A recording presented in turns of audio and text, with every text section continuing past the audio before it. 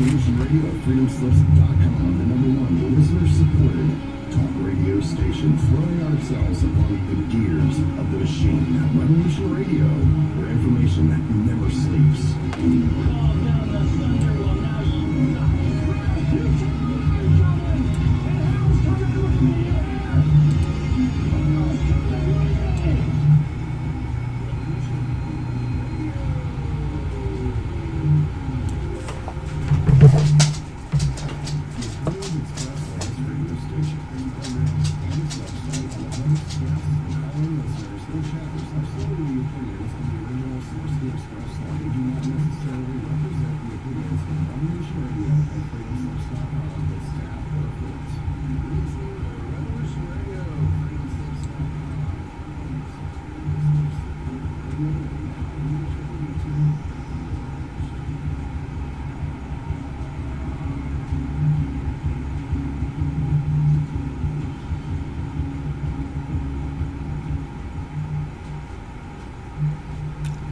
Hello, my friends, Evolutionary Energy Arts family.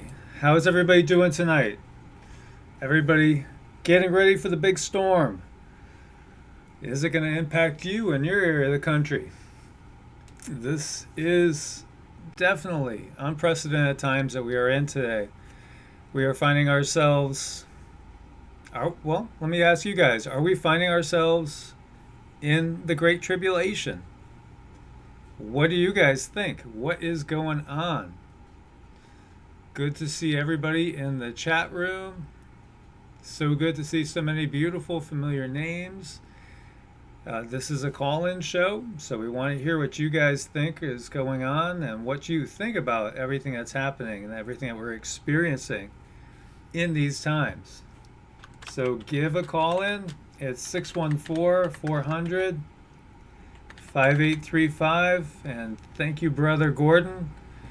Much love for your support, as always, and would love to hear from you as well, Brother Gordon, and everybody out there. Again, 614-400, 5835.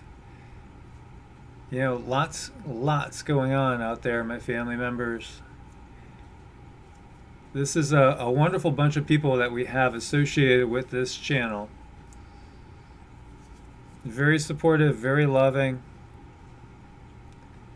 And these times are truly unprecedented. And that's the U word I've been talking about, that we're all experiencing. So we have a hurricane that's approaching.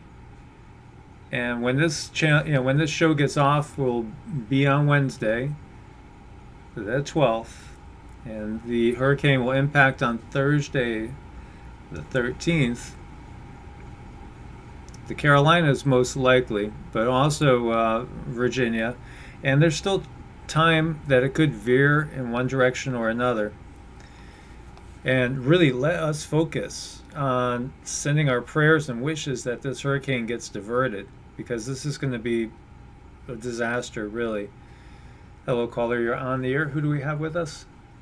This is Tom in Colorado. How are you, Michael? Good, Brother Tom. How are you today? Pretty good.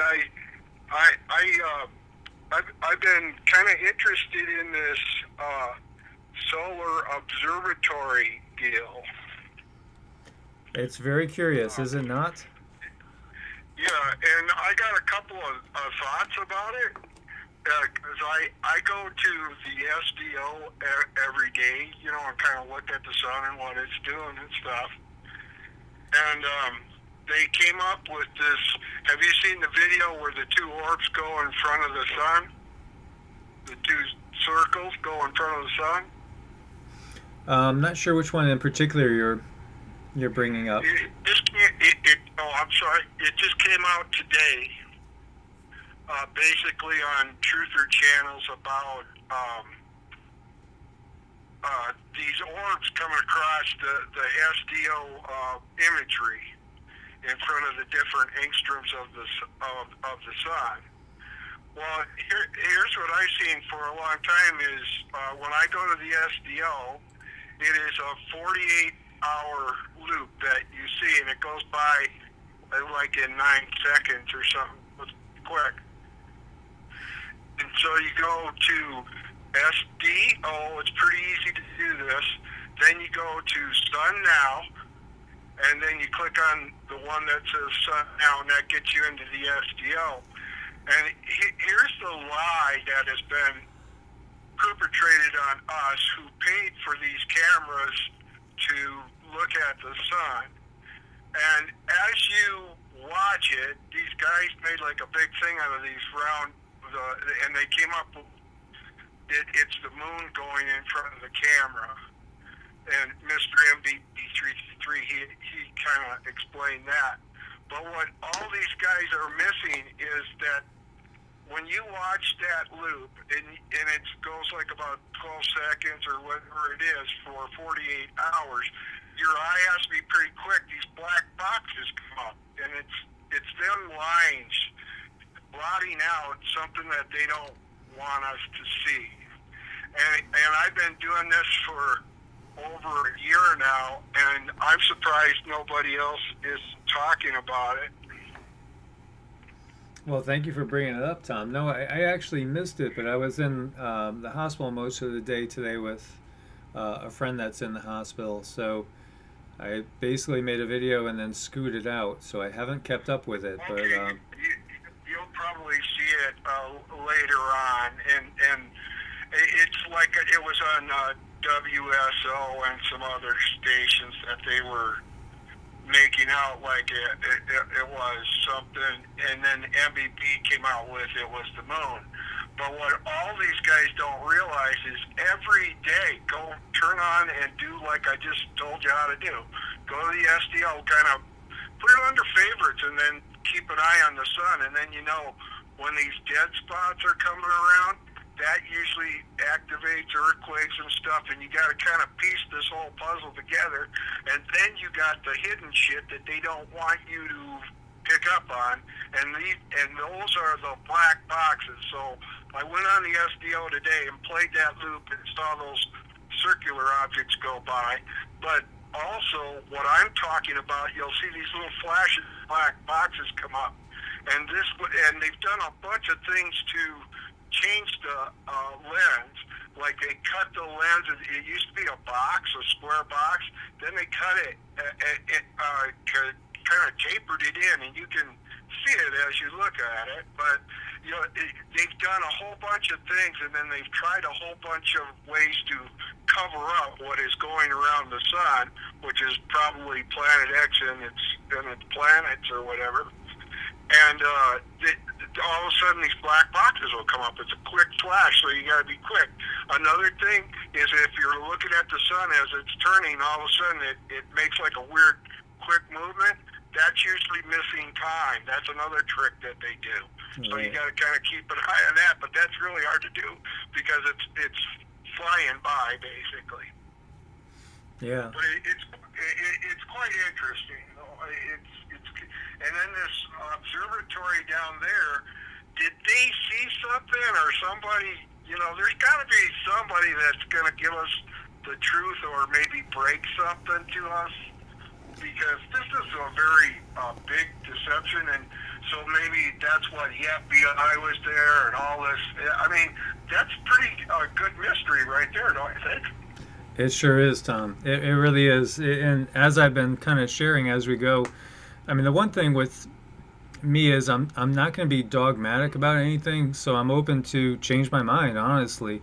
And really, when I started reading about the Nibiru Planet X thing, I didn't doubt Nibiru from a historical standpoint, but I didn't really think it was going to be the big thing, you know, and the thing that's going to cause everything.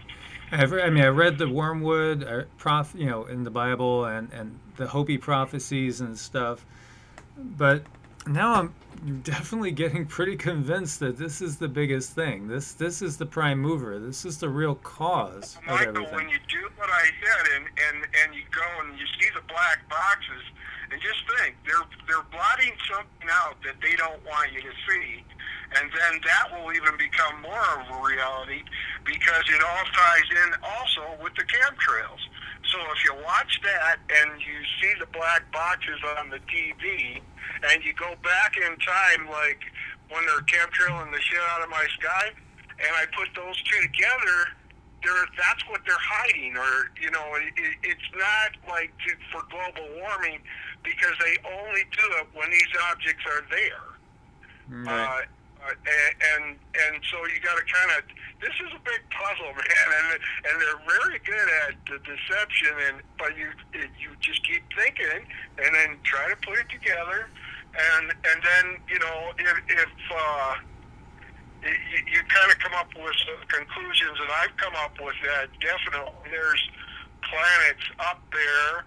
I believe in the Bible, so I think it's wormwood. And also another thing in Isaiah, in the Bible, he talks about the earth will wobble like a drunkard. And I think that's happening right now. And that's thus these really weird weather patterns and stuff that are, the changes are just way dramatic. It's true. I mean, it makes sense. It would affect the planet in that way. You know, everything that we see in the Bible and just in other sources too, it obviously points towards a pole shift. But there again, you know, so we have a grand solar minimum supposedly coming on. We have pole shift in progress. But We got earthquakes. This is really interesting. We got the earthquakes coming around the Ring of Fire, and we got this hurricane coming in from the other side, and they both seem to be timing almost together. Yeah, and so again, this is the answer to why we have all those things. You know, this would make sense because it would make a perfect sense that this would cause all these other reactions.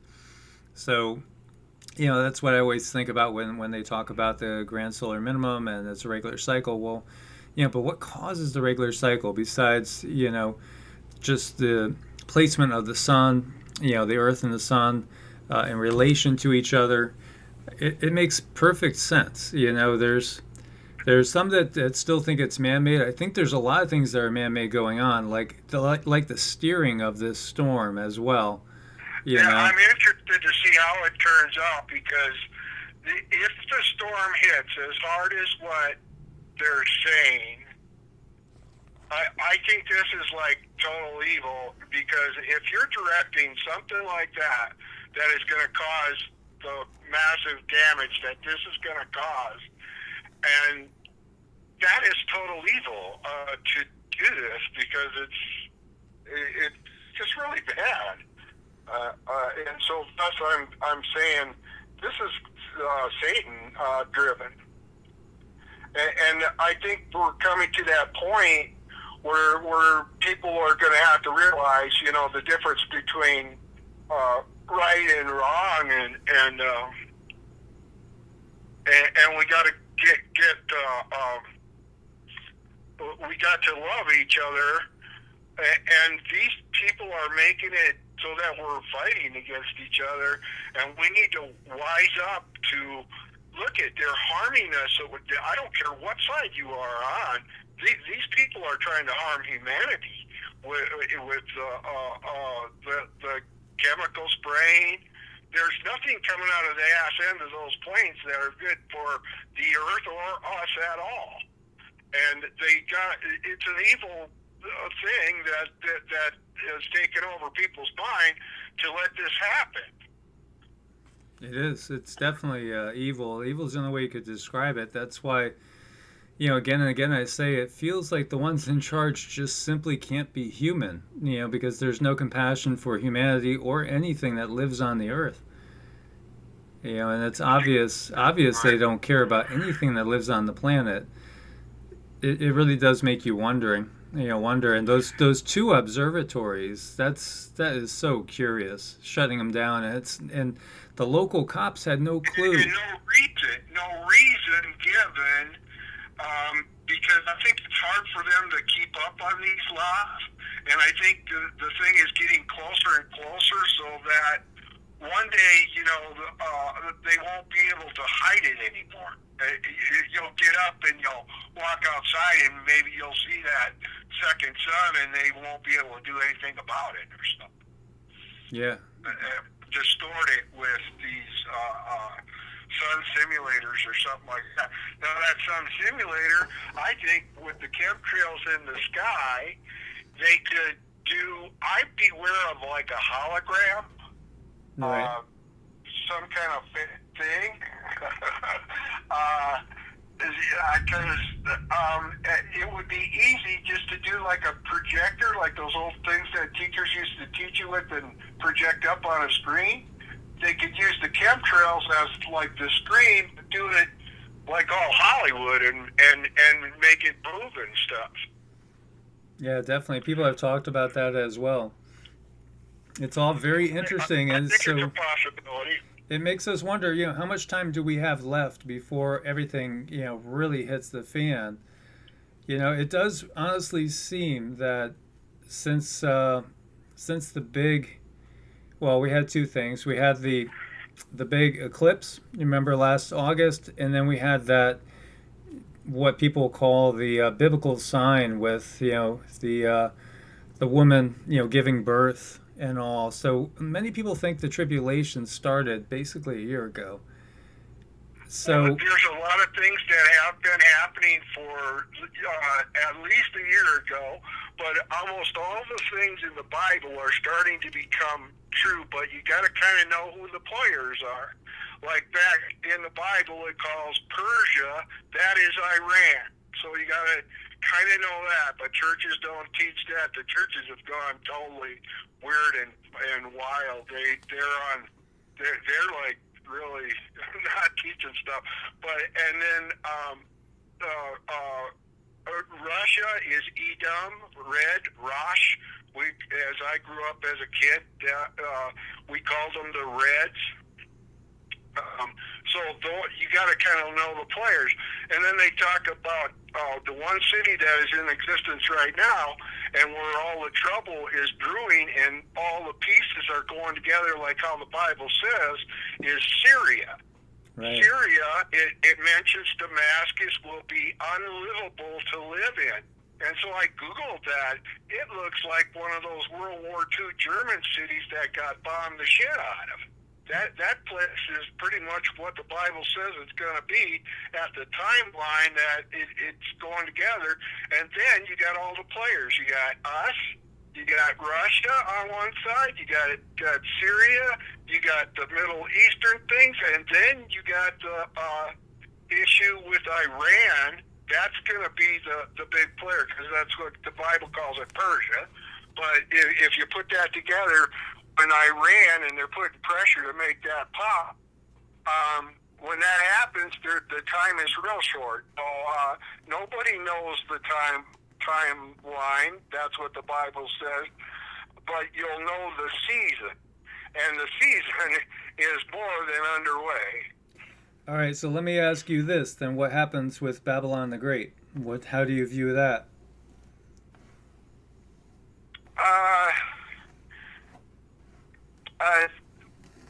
Does it sound familiar with what was on somebody's hat? That's what Yes. I can't go there because I'm on the air and the Nazis would probably attack me or some shit. Well, yeah, that's a good catch because make America great again and Babylon the Great. It's people have brought that up before. Interesting, very very interesting, but there's a lot of signs. And it goes back, Michael. It goes to if you understand the Russian thing. This is an old grudge. God loved Jacob, but he hated Esau. So Esau didn't like and didn't want to have nothing to do with God. So he put him away from the fat of the land, and he went into what is nowadays called Russia. So this is an old grudge. Look how it's played out. Look at who the players are. It is this old grudge between Jacob and Esau. Jacob I loved, Esau I hated. And right now, Esau has got revenge, hasn't he? But you gotta, the churches don't teach you the players. they're not teaching people what they ought to know, and also about let's see. You got to kind of know about the first Earth Age, the first rebellion of Satan. They came down, impregnated women, which they weren't supposed to do, took a shortcut. They weren't born through a woman, so they took a shortcut. They came down, impregnated, made them giant, and then God had to destroy that because they became wicked and evil. Now those people that, with the first rebellion with Satan, a third of the angels were rebellious and went with Satan. They had to be now born through a woman. And now they're all here. They had to do it the hard way. Just like how Christ had to be born through a woman and die, they had to come through, because this is the only way that the fairness of the end time is going to happen. And they're all here now. Every evil thing, all this evil stuff is the end of this thing. And so now they had to be born through a woman, and now the evil has to be it's going to be either cleansed, and it's going to be two choices. You got door one and door two. One is Satan, one is Christ, and the other is Satan. And it's a very interesting thing once you know the grudge and what is happening. Yeah, definitely interesting stuff. So much going on, a lot of ominous stuff too, and I really do hope we have a little bit more time before we see the big wars. Yeah, though obviously, if we're just going to stay on a biblical, they have to happen, and what's going to happen is they'll fight. Look at it, all the armor and all the armies and everything. Once they get their what they call the locust army moving, they're gonna get jealous and destroy each other, and that's the joke's gonna be on them. They're gonna think they got it all, with all these lies and this deception. They're gonna think they got it made, but they're gonna fall into each other. And look at the leaders we got right now. If they said, no, I want to be king, and the other one said, no, I want to be king, what do you think would happen? Right. And aren't those the personalities that we're kind of dealing with? Yeah. And so they kind of fight each other. I just got into this book of Enoch, and that goes into that first Earth Age pretty good. But that's the book they left out so that you don't become smart about it. And because I don't know, the church did that for whatever, to gain their own power or whatever. Very interesting times, my brother. Thank you so much for sharing again tonight. It's always a pleasure talking to you, Tom. Hey, thanks for talking to me. You have a good night now to people. Good night. Good night, Tom. We're starting to lose you there too, and it could be the storms on my end, because there's some big thunderstorms rolling in all of a sudden. And Kevin, is that you, KJ? Hey, Michael, it's KJ, New York City. How you doing? I'm good, brother. How are you doing? Doing good. Listening to the thunder grow stronger in the distance once again. Is that what that is? Yeah, I can hear it through the TV cast. I was like, who's bowling? I remember thinking, yeah, it's God bowling up there. That's when I was a kid. We always said God was bowling, and when he got a strike, that was the lightning. There you go. Yeah. Yeah, man, just was wondering how you were doing, because I remember you said you were getting out of Sarasota the last time we talked, and I caught a video of yours where I guess you were somewhere really nice, and it seemed like you were doing better, that you got away from that red tide disaster. Yeah, I've been basically up in the Smokies and the Blue Ridge and scouring the area for a place, and found a place, and basically back down here now, and just gonna probably be leaving this weekend if all goes well.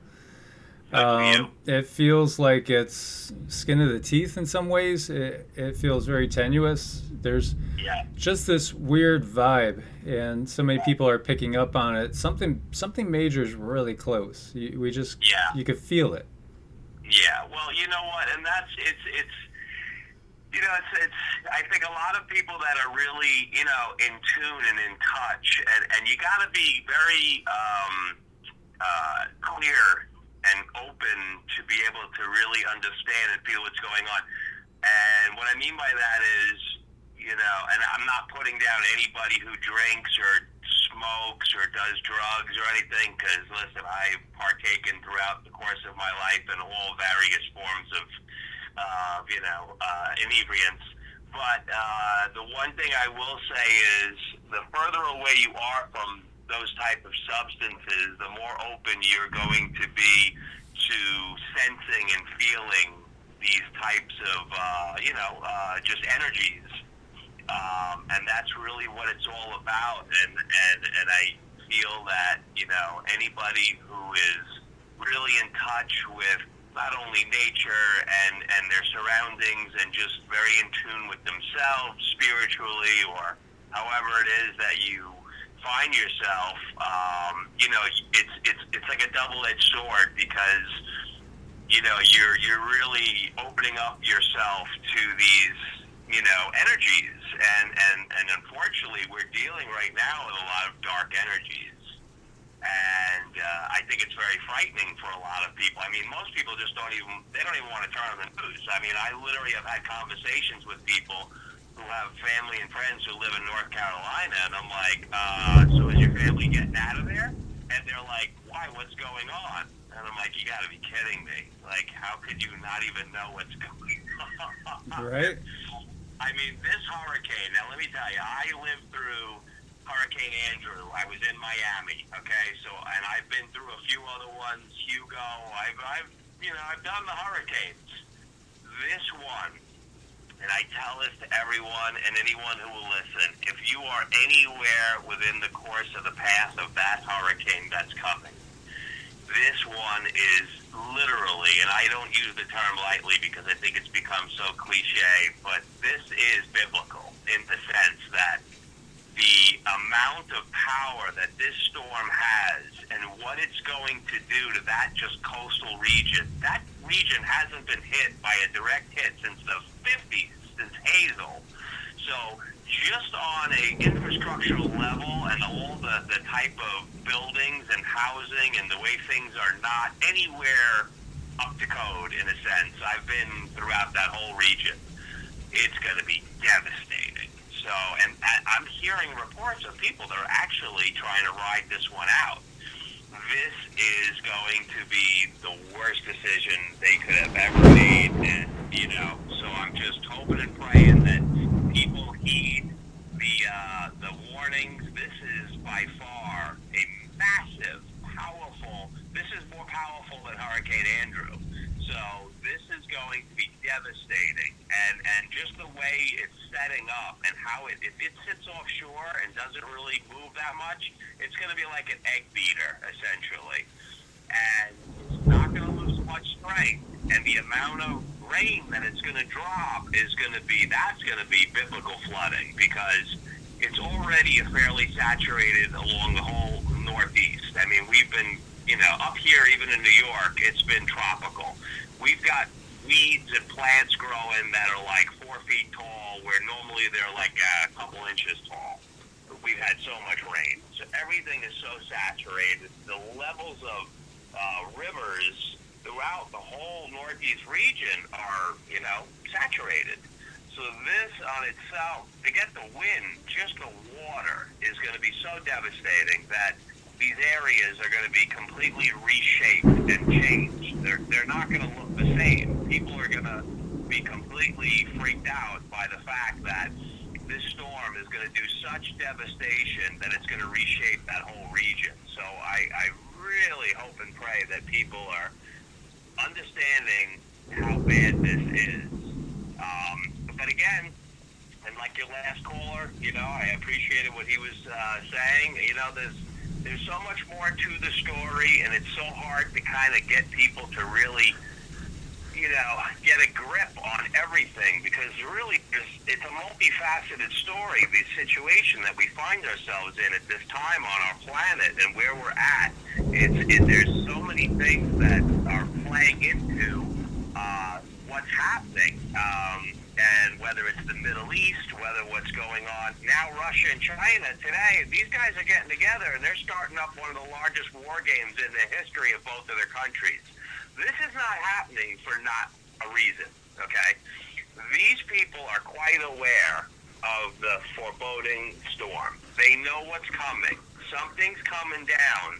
And when it does come down, trust me, I don't care if you're the UN, I don't care if you're NATO, any of these, all of these bodies of government that try to act like they're in control and they have some level of protection or some ability to maintain normality is going to go out the window. So these people and these countries, especially Europe and Asia, they're going to get devastated the most. Not to say we're going to be spared, but according to my perception of things and how I have been reading and feeling and sensing, we're all getting it. So there's no escape for anybody. But what's going on and what's going to happen is definitely going to be really intense, especially in Europe, part of, mostly Northern Europe and China. And there's a reason why, these guys are starting to form their little coalitions, and for what's going to come in the, next 6 months to possibly a year, it's just only going to keep ramping up and just keep getting worse. So, but I would just hope and pray at this point in time what's going on is that people realize that this hurricane is no joke, and if you're anywhere within that range or region, just get the hell out of there. Yeah, this would not be a wise one to basically try to ride, your way out through. If you looked at it, if you guys watched my video today I made this morning, and I got to share with you, I'm shocked at the views, because I took a look at it and just a little while ago, and I was expecting to see 7,000 or 8,000 views by the time it was 6 hours, and it was only showing 1,600 views, and I could see the thumbs up. So there's YouTube doing what they're doing still. They're not demonetizing things, but they're downplaying the views a lot. They're still playing with things just to kind of hit us and make it tough for the people that are trying to get the word out. They're doing it in different manners, but if you watch that, it's funny you say that, because I'll tell you exactly what they're doing. And I've done tests to see how YouTube is running their algorithm. And what I've done in my own way, if you have YouTube and you sign into your account, then most times, especially if you're subscribed to somebody, you will basically get notices, and not all the time. It used to be all the time. But now you'll pretty much be able to, it'll come up in your feed. Now, if you sign in, or if you don't sign in, and you just go on their platform, and if you keep, going to certain channels, they will not reappear in your, the way it's set up. They'll keep showing you some stupid, crappy, dumb videos about somebody with their cat or somebody with something, over and over and over again. Even if you watch, there's a great young meteorological guy, David Schlottenhauer. I don't know if you're familiar with him.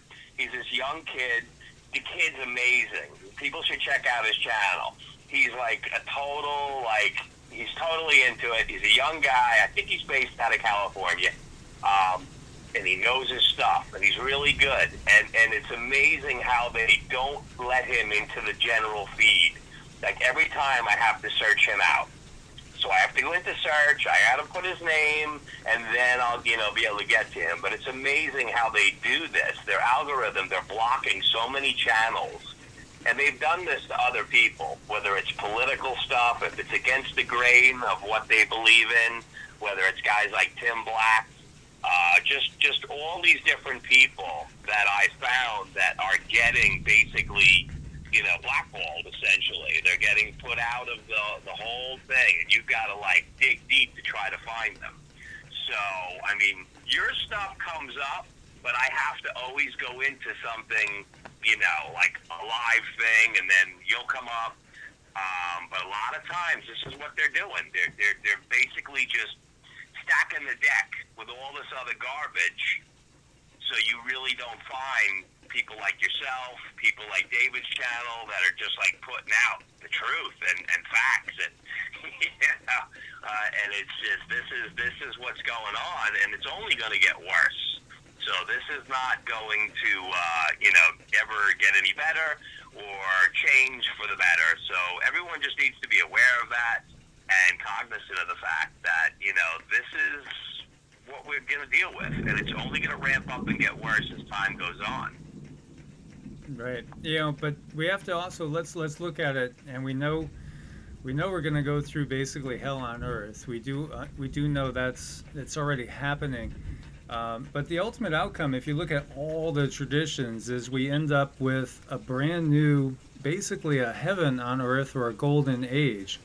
So we do go through, the ride of your life, to say the least, without a doubt. I mean, intense. This is going to be a roller coaster that's going to scare the death out of us. A lot of us are not going to make it through. I mean, a lot of people haven't made it through in this past year. There have been so many people that have died due to these natural disasters. We're not really getting numbers on that, and there's questions like, what's up with all the people with Harvey? I mean, there's still people like missing, and what exactly happened there, and this could be worse. if you looked at the video I did today, and you see that it sits in place basically for almost 5 days. It just moves a little bit in like a 5-day period, and for 3 of those days you're looking at hurricane force winds. That just doesn't happen. It hasn't happened. So do you know that there won't be anything, if the GFS is right, there will not be anything left to the Outer Banks. Nothing. Oh no, the Outer Banks are going to be completely gone, and it's funny because the person I was talking to today about it, his girlfriend's family, they were just down there this summer, and he was showing me the video. I said, don't they have a place like on the Outer Banks? He's like, yeah, we just walk like 20 feet to the beach. I go, yeah, well, you better hang on to that video because that's going to be a memory. Yeah. And think about possible targets too. Raleigh-Durham is a very, very big high-tech center, a lot of cutting-edge medical, pharmaceutical, things like that. The other thing I was touching on, I didn't get into too much detail, was, we have major military bases in this area as well. So if this is kind of a premeditated, in some way manufactured event, or attack in some ways, this is going to affect that as well. Yeah, I mean, I'm not one of the people who goes so deep into thinking that a lot of this, as a Christian, I think this is all God's wrath. So I understand people want to believe, like, whether it's CERN or this or that. I think those are red herrings, personally, and I think those are things that are actually, there are people putting those messages out there to kind of throw everyone off their actual reality of this is God's wrath. And just because, just as the last thing they want to do is promote Christianity or anything that has to do with God or anything else, God forbid. So it's always good to be some other excuse and some other reason. Personally, myself, this is God's wrath. We are living through it. This is the price you pay when you basically walk away from God and you walk away from morality and decency, and you just look at what's going on across the board. People are just acting in such ways. I mean, the way people are just being. I mean, even people that are well-to-do and but they're just losing their minds. I mean, people are just acting so irrational and nasty that it's just, you look at it like, why would this person even act this way? They got the world on a string. Everything in their life is great. They shouldn't be this way. And I don't want to use any names or examples, but just things that have happened over the last couple days, in the media and the news, and you see the way these certain people are acting out, and the way people in general are acting, the mindset, it's energetic. It's very negative, very angry, and I just think that, it's best to, have, and may sound corny, it may sound cliche, but, love is the answer, and you've got to love yourself, and you've got to love everybody, and you've got to be, accepting of these things and ready for the worst. And yes, if we do come through it, and I hope to, and I hope everyone else does, yes, it will be. And that is my dream, that when we do come through this, that it is a quote-unquote type of utopia where people's mindsets are completely changed and enlightened, and this whole mindset of hate and anger and war and greed and all these things are cast away, and people just come to be who they really were meant to be as human beings on this earth, because we live in a very special place, and it's like we're treating the earth like it's not as special, or it's not such a big deal, because people are so jaded and spoiled and selfish. And I would just hope that people that do live and do survive, maybe you have to be chosen. Maybe that's how it's going to be. It's going to be a luck of the draw. I don't know. But, that's the way I look at it, brother. And I know you're in that mindset, and I know you're that way. Appreciate everything you do. And, just wanted to throw it out there and put in my 2 cents for the night. And I'll let you go so you can get to some other callers. Thanks, KJ. Always a pleasure. Much love, brother. Yes, brother. Take care. You too. So, yeah, lots of things to touch on. If you guys could hear that thunder and lightning, it was pretty intense there. One of them actually shook the whole building. Very strong. And the way the water is here, too, it really piles up quick. So if that storm was heading to Florida and was forecast to hit that brick wall and just stay there, I think we'd all be well underwater. And got to pray for the Carolinas. To me, actually, I lived in the Carolinas, both of them, and altogether maybe about close to a decade. It's always felt kind of like home to me. I've always felt really comfortable in the Carolinas. Lots of beautiful people there. I love it and enjoy so many different places there. And I really don't want to see it or anywhere destroyed. So let's try to use our prayers and intention and see if we could get the storm to either be pushed up and out to sea or mitigated. Maybe this wind wall that's going to hit. It hits farther out, so it doesn't make it to the shore. That would be a blessing, because it's forecast to hit this wall and just stay basically in a spot where it could cause tremendous devastation. And perhaps we could get that front to drop and create that wall another couple 100 miles out, so that it never actually makes it to shore. That would be a beautiful thing. That would be a good thing to focus on.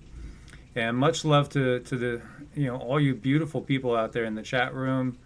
I love you guys and ladies out there. You're just, there's so many beautiful souls that I'm in contact with every day that just blow me away with their true love and compassion for everyone on this planet. Beautiful, beautiful people. If we had more of you guys throughout the whole world, we could definitely change this whole situation in a heartbeat.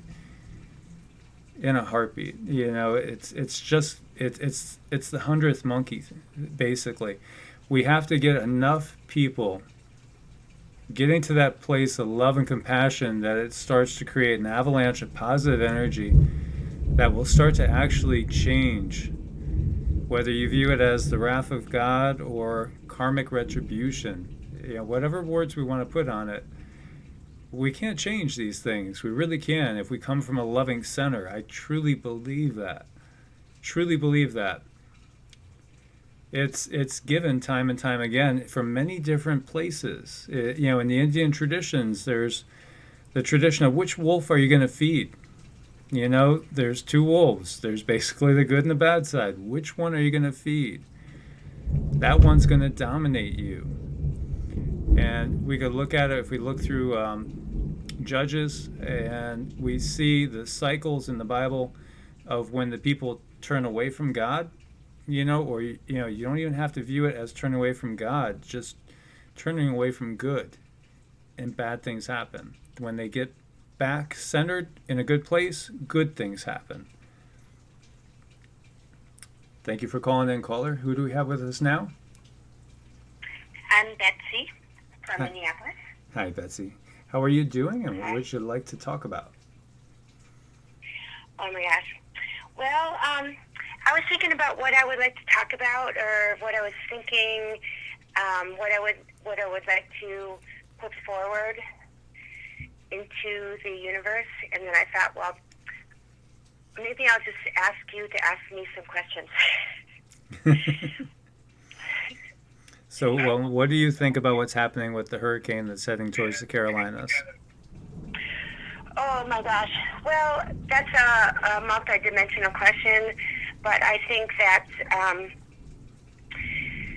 that there's many factors. I think, first of all, that I think that the reason why the storms are so, one of the reasons why the storms are so intense are because our Gulf Stream is dramatically changed, and the temperature of the water is much higher, and so that things can sit around more and than in the past, or like more than we're used to, and that there's probably an influence from binary or trinary or perhaps quaternary system that entered into ours. Yeah, I think there's definitely something to the whole Planet X Nibiru thing. It makes sense. It puts everything together. It kind of pieces it all together as to the how and why, you know, we are at this point in time and everything. But it's interesting too, because you do have the other whole aspect to it. You know, with everything going on politically, you know, there's an awful lot of signs that we're really close to, you know, something major as far as a military event, whether it's, you know, a Russian and Chinese attack on the U.S. There's so many things going into play, but you have to, you know, realize that if we are going to be into these times where survival is going to depend on controlling resources, you know, obviously the leaders of most of these countries are just, you know, they're not really humanitarians. So they're going to try to control whatever resources they can and be aggressive and look out for their own. And really, when they're looking out for their own, they're looking out for their own butts, is what it is, you know, because they don't want to lose their power. As we see that, you know, in these times. Go ahead. Right. And as such, what could one do at any given time? A person, what we don't have, you know, what we can do is what we do. Take care of people, feed them, listen to them, love them, give them information, and have some sort of, and even if you're not thinking about the potential for being able to affect the weather or the politics or, you know, the physical, mental, emotional wherewithal of people from around the world, because everybody's suffering in some way. But what we can do as individuals is what we do. Take care of people and listen to them and love them and ask them good questions like, hey, what's your middle name? And honor ancestors and honor, you know, where we all came from. Yeah, exactly. You know, that's one of the things. Let's engage with people. Let's let them know that they matter and actually listen to them. That's a beautiful thing to do, is just acknowledge somebody and listen to them so that you know what's important to them. Right. And ask questions, and then be careful to listen what their, you know, what their answers are. But this is what I believe about words. Does it need to be said? When is the right time? And what are the right words? And also that the gift of listening is the most amazing opportunity to be in the present moment. That an anybody could possibly be in at any given moment. So having that awareness is crucial. And it takes some practice. It takes some, somebody teaching you in many, many ways about what these principles of truth are, eternal truths. Right. But that's why I'm so grateful that you're there doing what you're doing. Oh, well, Really, truly. well, thank you so much for that. You're welcome. It's a pleasure. I just want to wake up as many people as possible and get them to take a look at what's happening around them. And realize the power we have. Ask me another question. Ask me another question. So what are you personally doing to prepare for these times? Are you doing anything, spiritually, physically? Excellent question. Well, to prepare. Well, here I am in Minneapolis, Minnesota. I'm not exactly sure how stable this area is we are at the top, close to the top of the head of the Mississippi River. I'm doing some canning, and I tried to get, when I go to the store, so I have some water stored up, and I don't have, and I have about 5 flashlights that I need to make sure that I have batteries for. Spiritually, energetically, just keeping up with my practice, intervening with myself as soon as possible, keeping on doing what I'm doing, even though I'm not exactly sure what is going to be the, without being attached to the outcome. I have extremely high expectations.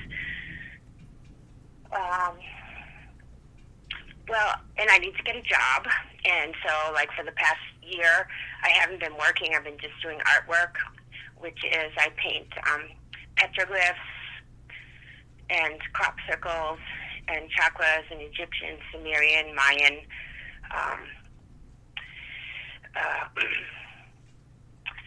what else? Hearts and souls. And then I lay down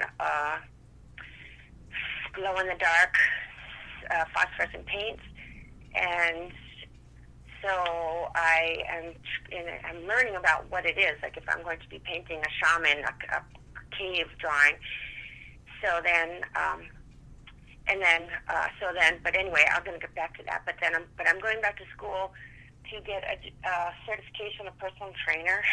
Oh, very good. After being a yoga teacher for 20 years and working at a health food store for 20 years and teaching the children after school program and being a personal care attendant, working with people for taking care of people for 2 years before they pass on.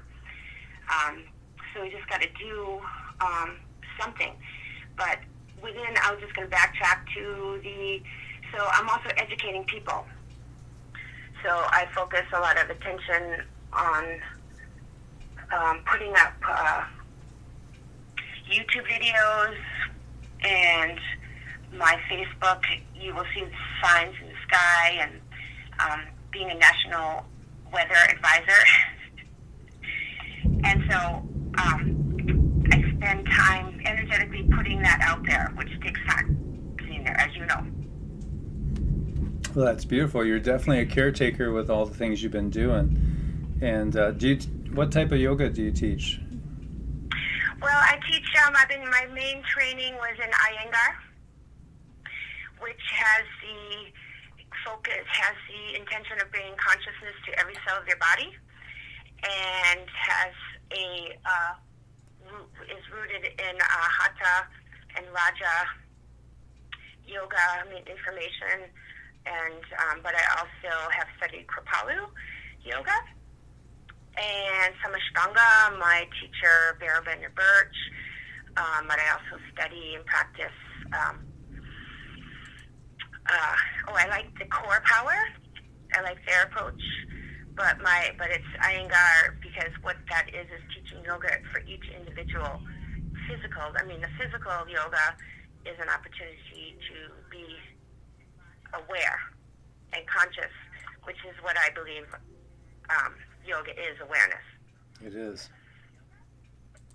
I totally agree, and Yeah. it's such a beautiful practice. There's so many different forms of yoga, and it's something everybody should experiment with and try at some point, because you could get so much out of it, and it all depends on where you're at. So, if you're challenged physically, a yin yoga is a nice practice, and True.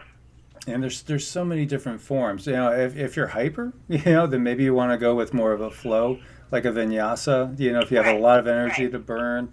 Just to go. And then if you're more spiritually inclined, then you might want to go with more of a Kundalini yoga or Raja yoga. You might. Yeah, Yeah, there's so many. It's just there's just so many forms. And then how would one choose? But just to go and choose carefully, and then pay attention to what it is that your vrittis are coming around it. Yoga chitta vritti the highlight. Yoga is cessation of the fluctuations of the mind, but the vrittis and the cessations.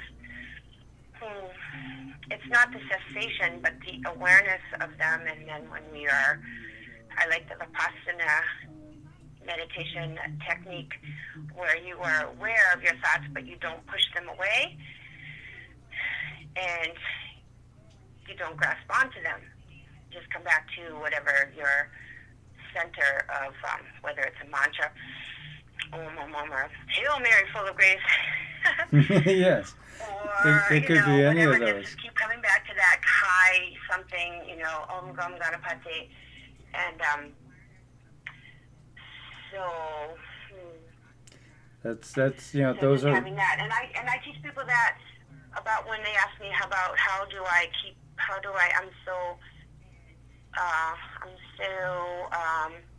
I have anxiety, or how do I sleep, or my back hurts, and so I'll just sit there and I'll just do. There's a handful of. I play in a band every Sunday night, and so I end up doing bar yoga, because they're like, okay, put your foot up on this bar, on this, and I go around and I talk to people, and and then you just give them a few different things, shoulder blades, lean back into your occipital and your shoulder blades, your sacrum, everything you've done to get to this point. Breathe in, and I tell them how to breathe in, and some people are like, I can't breathe from my nose, or, so you give people tools. That's a and beautiful try thing. it out for themselves. Don't believe a word I say, but just try it for yourself. And Well, we're heading to break right now, Betsy. But I talk about this whole thing about we are in high-end times, and I bring that up very carefully.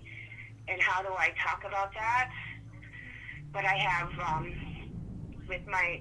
so for me, I also continue to study Sumerian, Babylonian, Egyptian, pre-Diluvian, and through my paintings, go, oh, wow, I thought that was a shaman, but it's actually sky phenomena. That's plasma. yes. That's nucleic energy, and these people that who survived whatever flood it was, they had to either go under or go way up. And that's where these petroglyphs and cave drawings come from. And then I see these paintings in the Mayan caves of these obvious, like I call them flying flyers. And I don't know where they are, but I just know that it's real, and I know that there's a lot that I know, and there's a lot that I don't know, but I try to choose very carefully. And I'm an emissary, as are you. Aren't you? Oh yeah, I definitely feel that's the case. Definitely. Thank you so much for sharing all that. You're welcome. I just want to say one more thing. I think it's so cool that two of my friends have met each other out in Colorado, the Oppenheimer Diamond, David Diamond, and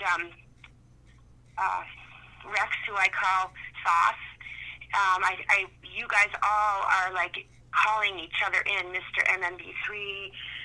Like a few people who I've been following for like zoomed into carefully for, a couple of years now, are like finding each other. And I just want to thank you so much. That's how I'll conclude. this conversation if that is possible. Yes. Bringing together. So. Well, thank you so much for sharing, Betsy. That was beautiful. I You're truly welcome, appreciate Richard. it. Thank you. Namaste, sister. Keep up the God work. Namaste. Every time. Thank you. Hello, caller. You're on the air. Who do we have with us now? Oh, hi. Hang on. Let me put my headphones on. Hi, this is Faye. And what would you like to talk about tonight? Well, actually, I was just calling because I wanted to kind of remind everybody of the vast interconnectedness of everything. That, nothing about our world is living in a vacuum, basically. Because, that there's all this talk going on about the weather manipulation and Nibiru and religion and all of these things. And a lot of them have a lot of excellent points, but the truth of the matter is that none of these things are individually isolated, and they all play off of one another. Like, what I kind of wanted to point out about the whole weather thing, since that's the main topic, is that, where our galaxy now is in the universe, we're getting hit with a different kind of energy that scientists have measured. They don't know what it is, they haven't even named it, but nothing, not even the core of the Earth, can be hidden from it.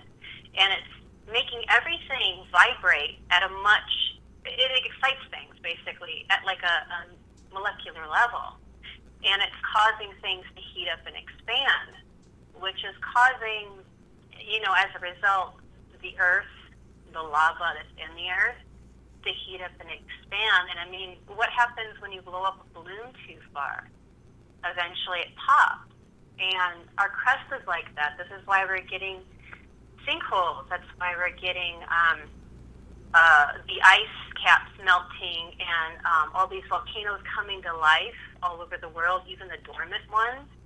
And all of these things affect the ocean currents and the air currents, and it puts more water into the atmosphere. So all of our storms are more electric and plasmic with crazy hail. And most of it is natural, I think. I think it is being manipulated. I think they are taking advantage, definitely, because, we have the technology. There are patents. The Nibiru system is real. Project Bluebeam is real. There are patents. There is government papers that show that there are lens arrays in the sky. Why is our sun bright white now and only yellow at sunrise and sunset? It's because the lens array takes over just after sunrise and sunset. So we're getting fried. And it's just, I put it in the chat, but, there are a lot of brainwashing things that have been done to the population of Earth, and religion has many fine and excellent points. There's a lot of inspired words in there, but there's also a lot of manipulation, and there's also a lot of propaganda. Propaganda didn't start in the 20th century. It's been going on for like millennia. That's a great point. So, and I think another reason why they promote fear is because, when you're afraid, you're not using all your brain. You're using your fight or flight. And when you're in fear, you fall back onto what is comfortable, what is safe. And for most people, that's religion. So people get real, fervorous about the religion. But honestly, if you pay attention to the New World Order agenda, and it's all out there to be found if you research, they're using the Revelations book as a playbook. It's literally a playbook. Some of it is prophetic. Indeed, it really is, because this era of the universe we're in now, they talked about Nibiru, they talked about the changes on Earth, and these are all natural events. We see them. We can't deny them. And eventually, some people say in like 2.5 years or so, whatever they're doing to hide the Nibiru system, they won't be able to hide it anymore. We'll all see it with the naked eye. And, I expect they're planning on letting the population freak out and go into mass chaos at that time. But in any case, coming back to the whole subject of the interconnectedness of all things, I recently found on YouTube a video called Meet Errol the Extraterrestrial. And Errol is spelled AIRL. And this is supposed to be the documented government papers of a surviving alien from the Roswell crash that was interviewed while it remained in its form, because it didn't die. It just decided to leave its form. It's kind of like a doll. And what it says about the Earth is so gobsmacking amazing. It actually ties in everything: religion, society, how the great societies were built, where we all came from, how this Earth is being treated now, who all the interlopers are, and there's a lot of them. We've never really been alone on the planet. There are lots of other living beings in the world, and because of our location in the overall universe, we're kind of in the boonies. So this planet, in a sense, has been being used as a sort of prison for a lot of unwanted beings. So this is also why you have a lot of extreme, like really psychopath, stick-twisted people. And then you've got all the really nice, basically decent human beings with lots of talents and who just want to be happy and be free and be loved. So I just kind of want to bring it all around back to just a general, be pragmatic, be logical, don't get into fear, and temper everything with love and intelligence. I mean, don't go off into crazy beliefs, because there's so much proof out there for all of these things that seem kind of like, oh, you're a theory, what do you call it, something theorist, conspiracy theorist. Right. There's actually so much proof for these things. It's kind of ridiculous. So I mean, if you just look back 30 years and you start rolling through the conspiracies, and you would realize that now almost everything that was thought to be crazy has been proven. It's exactly. just it's accepted. Yeah, exactly. One of the things I thought was really striking from that video I mentioned, Meet Errol the Extraterrestrial. It's not my channel, it's not my video. I only happened on it a few days ago. What I thought was really interesting is the aliens pointing out everybody who has conscious awareness. They say the best word that the alien could create for it that is in the human language is an is-be. We is, or we are, and we have being because we want to. We simply are because we imagine to be, we desire to be. And we all have value, and we all deserve to be loved and valued and respected. But we have to remember who we are, because there's a lot of, not just brainwashing, but there's an amnesia effect of living here. And he points it out in great detail, and it's really, like I said, I was gobsmacked because it's high, because I have a lot of varying interests and fascinations that I'm always learning and researching on, and he pointed that out pretty definitively, and that lots of the people here are either really brand new or really old. So that whole part of the Bible where it says the first will be last, that's true. That's one of the true parts of the Bible. Yeah, it's very interesting. I do agree. I mean, I think this has been kind of a combination of a prison planet and then also an experimental, place where things are basically. Well, yeah, he says that. He says that this planet is not desirable for long-term habitation simply because of the volatile nature of how this planet works with the crust and volcano and everything. It's prone to all of these, environmental issues, especially as it goes through different parts of the universe. But it says that the only thing it's really good for is as a kind of garden, an experimental garden.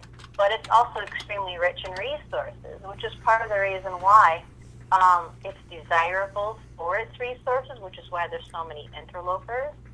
But its location is part of the reason why it's also being used as, a drop-off for undesirables. And a lot of these undesirables from other places are supposed to be, they're not just, psychopaths, really, really dark, negative entities. They're actually really creative free thinkers and inventors, people that don't fit the norm and that refuse to conform. That's pretty much Earth. I mean, that's a really good description. I was like, oh my gosh, that's so on point. It is. Yeah, The Gods of Eden was a great book. And that one really tied everything together so clearly. And I mean, I had seen things in different segments, different bits and pieces.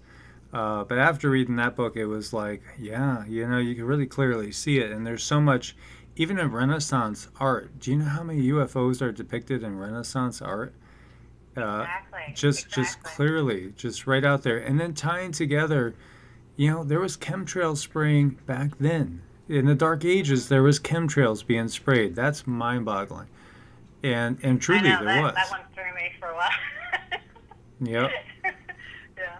Yeah. So yeah, this whole thing that we're seeing going on. It's been going on a long time. How long? Thousands of years. Really, definitely thousands of years. Longer. Yeah, way longer. Like billions and trillions of years. The age of the Earth is crazy. I forget what the number was, but the alien gave like a crazy number for the age of the Earth. But in any case, the main point of the whole video is he was trying to tell people that most people, everyone here has amnesia. Nobody knows who they are. Nobody remembers their inherent divine worth. That nobody remembers all the lives and experiences that they've ever had before. They don't know the core things about themselves. They don't know their true skills. And this is why, you have like savants or, 3-year-olds that can play symphonies and paint masterpieces and stuff like this. It's just people are getting, these incredible people, they're getting access to skills they already had that they learned, that they gained. They just didn't do it in this particular body, in this particular life. And, when we get the full grasp, the full breadth of knowing who we are, then we're able to, break free from this cycle of, I don't know, whatever it is, of reincarnation, of being trapped. And at the same time, while we're here, there's a lot of things that we need to fix, because not only do we have this issue spiritually with our own spirits and minds of knowing who we are, but there's the whole, brainwashing that's done just, in our culture, where people refusing to see how we're being manipulated by, government or by religion or by, whatever. And, we have to start tempering all these things with not just love, but with pragmatic action. But also, he pointed this out, or she pointed this out, I keep forgetting because Ariel's supposed to be a female presence in the alien or some such like that. She points out that, not only that, but, we have to be able to defend what is important. We have to stand and be strong, and we have to be willing to fight. So, we have to remember, if this planet is populated by outright psychopathic criminals and creative, beautiful artists and free-thinking inventors, then, who's going to be more vicious of the two? It's not going to be the loving one. So we're going to have to be strong. We're going to have to be able to fight, and we have to stand, and we're going to have to, come together for one another. So this whole love everyone and be kind to everyone, I do sort of agree with, but at the same time, temper it with reason. Be smart. Be pragmatic. Don't throw reason out the window. Yeah. And get off the coasts. Because with all the water in the air, all the coasts are going to flood. There's cracks because the earth is being expanded. We've got mile-long cracks opening up in Arizona, in Texas, and New Mexico, around the world. We've got sinkholes opening up. The whole East Coast is sitting on a shelf that is degrading, and they know it, and they're not telling everybody on that coast. They're giving very slight hints that, over time, everything's going to sink, the waters are going to rise, people are going to have to move. They make it sound like it's going to be gradual. that's not going to be gradual. I'm kind of concerned that this hurricane is going to start a tipping point that does cause that whole area to just fall into the water. And yeah, Edgar Casey saw that. You know, he Yeah. saw, you know, much of the Carolinas, especially, you know, basically like from Columbia, South Carolina to the coast will be pretty much under water. You know, a lot of Georgia as well, much of Florida, and you know, you could see. I mean, it's all sand. So at one point, that was all, you know, the bottom of an ocean bed. You know, it's things change like that. And I know when I put out that video on, you know, the Earth changes video, and some people were saying, how could Utah or Nevada be underwater? You know, it's the altitude's too high, but you know, there's Easy. oh yeah, I mean, there's signs. I mean, we see I fish. can explain it right now if you want to know. Sure, go right ahead. Okay. Well, basically, I don't know if anybody knows about the YouTuber Dutch Sense. He predicts and forecasts earthquakes. It's very common sense, and he actually does accurate prediction. I've seen him do it. I've seen the earthquake pop up right where he predicted it at QiGong when he was putting an area on watch to watch out for an earthquake. And the thing that he points out that boggles my mind is the whole, basically, western half, literally cut the United States in half, east and west. The western half is riddled with volcanoes, ancient and recent, that I had no idea. There's so many volcanoes in our United States, I had no idea. And a lot of these little mini quakes we're getting places is because lava is moving under these things. All of these things are interconnected to the Yellowstone caldera. The Yellowstone caldera is way bigger, massively bigger than they say it is. And when that blows, all of the land around there is not only going to go up, but it's going to sink in. It's going to you know, create a vacuum of a sense, and the water's going to rush in to fill it. And you know, when something that big happens, that much movement of water, there is slush. That's the actual term for it, slush. Displacement of the entire mass of the water on Earth. So every coast is going to be hit with tsunami. Every coast.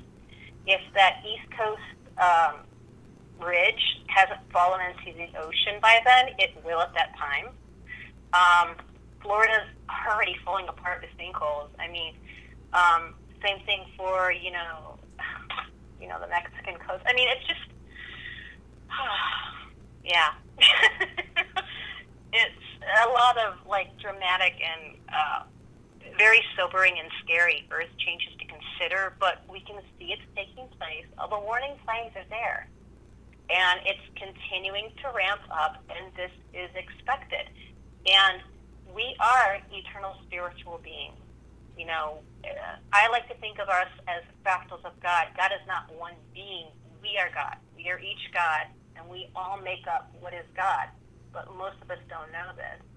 But if you know, kind of access that part of yourself, you begin to tap into, you know, abilities, and you begin to get some kind of foresight. You begin to get greater intuition. And a lot of these people who wrote the Bibles, you know, the scrolls that make up the Bibles, because really, we all know the Bible was compiled as a means of control. That's what the king who compiled it was doing. He wanted to make himself seem as a Jesus figure, and he also wanted to control the infighting between the religious factions, and he utilized that.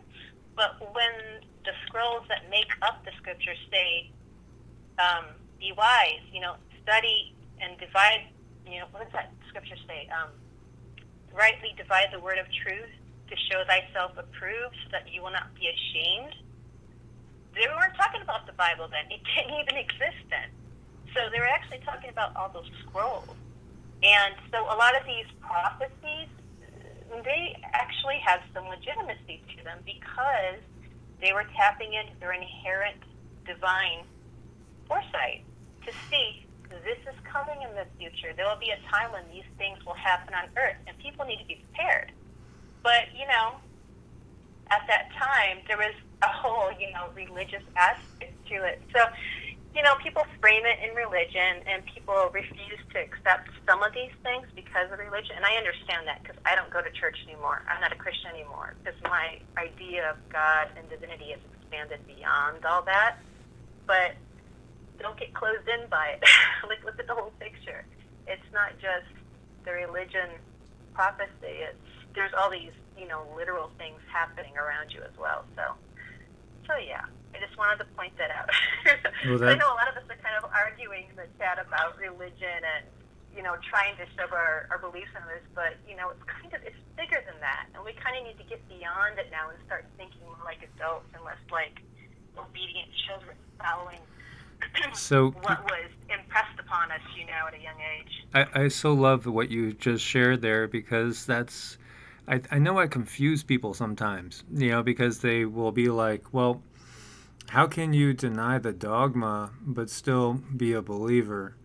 And so what you just said is how, that's how. Yeah, So it goes beyond it. It really does. it's beyond the dogma. The dogma was put there to control us. The dogma is not the real part, but the real part, is there. There is truth in there. There's beautiful things in there, and there's things we need to pay attention to. But we have to realize too that a lot of this was basically, it was framed by the viewpoint of the early Roman Catholic Church with Constantine, and so many, and even beyond that, even going back, just look at Jesus' reaction to the Pharisees and the Sadducees. He wanted to tear them a new butt. They were not living the life that they were supposed to. They were doing everything wrong. You got points with me for that, actually. Yeah. Yeah. So I mean, What's there's that other so much to it. Bible? The Colburn Bible. If you read the Colburn Bible, if you read any other scrolls basically than just the scrolls they included in the Bible, you'll see how they cherry picked and choose to make the scrolls words seem more like a propaganda. It doesn't necessarily mean it was propaganda. It wasn't when it was originally written, but you can see how they manipulated it. And it changes the overall story that's being told, because the Bible's not even in order. I mean, none of it is in order, and it's not in order in purpose. And a lot of the translations aren't accurate, because I got into it really deep and I used to study, and the whole Cain and Abel thing was freaky. It was freaky, because Abel offered a human sacrifice to the wannabe person playing God, who was obviously a more advanced being than regular humans. Otherwise, we wouldn't have been calling him God. But he offered him a human sacrifice, and Cain didn't want to go along with it and was going to tell. And basically, he tells Cain, "You see this offering here?" And it was another human being, and the actual translation was something about a man yearning, pleading, wanting towards Cain. He's like, "I will give you this as well as power and dominion over people and land if you follow me." And Cain refused, and he walked out. And I kind of consider, was he giving him a sex slave? I was like, oh my goodness, is that really what that was? Because that's kind of what it sounded like. And then later, when it says that Cain slew Abel, that's not what it says. Cain's people, which were the agricultural workers, they got off their beds of mourning and confronted Abel in a field, and in their rage and anger and grief, they slew him. So when, the wannabe God asks Cain about it, he's like, "I'm not my brother's keeper." He probably knew his people did it, but he wasn't going to tell, and I wouldn't either. Right. Well, so many interesting things there. Thank you for touching on all those. It was a great call. Thank you for sharing. And I end up talking about religion anyways. I don't know why. Sorry about that. It's okay. All right. Well, I do hope you will call night. You too, and do call in again. You have a lot to share, and I truly appreciate it. All right, no problem. Bye-bye, all. Take care. Lots of really interesting stuff to touch on there as well. Miss Dragon was saying that, what about the Nag Hammadi, the Gnostic books? And there's so much in the Gnostic books to read into and learn as well. And good night, Alejandra. So many great family members out there. Thank you so much, you guys, for sharing all this. It's wonderful when we get together. She was wonderful. And we have another caller. And is this my brother Netsaya? How's it going? My brother Michael, I'm calling from California again. How's everybody doing? Hopefully everybody's doing great. How you been, Michael? Really great, my friend. Really great. Much love, much respect for you. Thank you for sharing what you did with me, and becoming even closer and deeper in my heart. And so, what are your thoughts on what's going on with the hurricane and the nuclear reactors that are sitting in front of it? Okay, so just like the beautiful heron of love and light before me, as she was talking about how she believes is a little more natural than manipulated, even though obviously some is manipulated. I believe the same thing, and therefore, like she was saying, we have no control over it, so we really shouldn't worry about it. Just like Muhammad Gandhi said, one who believes in God shouldn't worry about anything whatsoever. They should be ashamed of themselves if they do. But to tap into that, what she was saying, holy moly, is ridiculous, the synchronicities. I mean, what she was talking about, and then the other heroine of love and light before her as well. Remember what I told you about Tot? Yes. Tot? She mentioned it as well. You see how it's going? We're being guided here. You see how that worked right there? She even mentioned it. And then the one before is talking about the fractals of God, and remember what I mentioned to you? Okay, so with this in mind, third density is me, all for me, selfish. Fourth density is binary, meaning community, meaning you think of others. Fifth density is unity, universal. Reason why I'm bringing this up is what's happening with our solar system is the same thing she was mentioning. She even mentioned the Mayas and everything. Exactly. That's what I get my long year count of the 25,901 years, give or take a year or so, because of that 5-day difference that happened a few thousand years back, which technically is what's happening in a more amplified version now. In case you guys don't know, there's a legend, there's a theory that goes about that Venus actually hasn't been in our solar system for a very long time, until about 3,000 years before BC, something like that, and that's when it started to come back around, okay, because there are many ellipses that we are not aware about, and technically some governments are aware about, but they don't share that information with us. Now, a reason why I brought up the densities is because of the binary state of being that we're in right now. It's never been duality. Duality is 3D animal competition duality. For us humans, which most of us were born fourth density, but they lied to us to dumb us down. In fourth density, it's binary. It's not duality. Binary, just like us humans, most of us listening know that we all have individually masculine and feminine. That's binary, people. So what does that mean? Some of you might know that every single speck out there that you see in the sky in the night, that's a star, which means what? It's a sun, which means what? Most know this, that most stars are binary in nature, meaning they have a twin, they have a brother, they have a sister, they have another being, body revolving around it. So what's happening right now, like she was mentioning, the women before, right now what's happening is they used to believe that Jupiter was our binary star. I mean, think about it, how huge it is and all that. That's possible. That's a brown dwarf. Hence, a star. But the Mayas left it in, and the Egyptians, and I'm sure several others, I just don't know how to really confirm the other ones, left it that our binary star is actually Alcyon. in the Pleiades constellation. Alcyon is all see one. We all become one. So that's our binary star. And right now, it's coming together.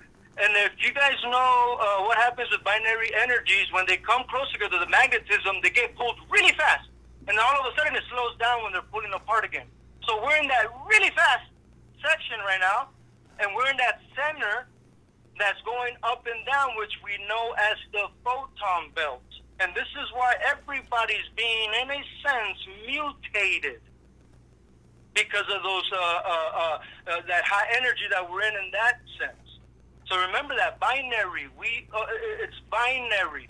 There is another we're approaching, and that can be the legend of Nibiru or whatever.